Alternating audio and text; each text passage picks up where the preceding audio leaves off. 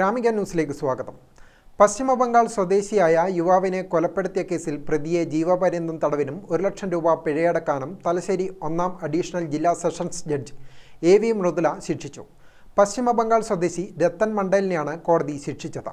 പിഴയടച്ചില്ലെങ്കിൽ 3 മാസം അധിക തടവ് അനുഭവിക്കണം.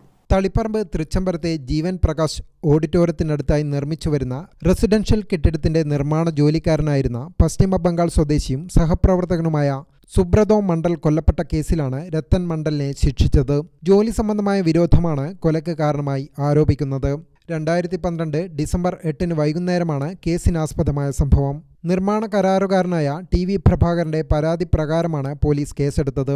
നേരത്തെ ചുടലയിലെ കെട്ടിട നിർമ്മാണ സ്ഥലത്ത് വെച്ച് ഇരുവരും വാക്കേറ്റമുണ്ടായിരുന്നു. Police forensic surgeon doctor S Gopalakrishnapillai, police ഓഫീസർമാരായ AV ജോർജ്, P പ്രേമരാജൻ തുടങ്ങിയവരെയാണ് പ്രോസിക്യൂഷൻ സാക്ഷികളായി വിസ്തരിച്ചത്. പ്രോസിക്യൂഷനു വേണ്ടി അഡീഷണൽ ജില്ലാ ഗവൺമെന്റ് പ്ലീഡർ അഡ്വക്കേറ്റ് E ജയറാംദാസാണ് ഹാജരായത്. ഗ്രാമിക ന്യൂസ്, തലശ്ശേരി.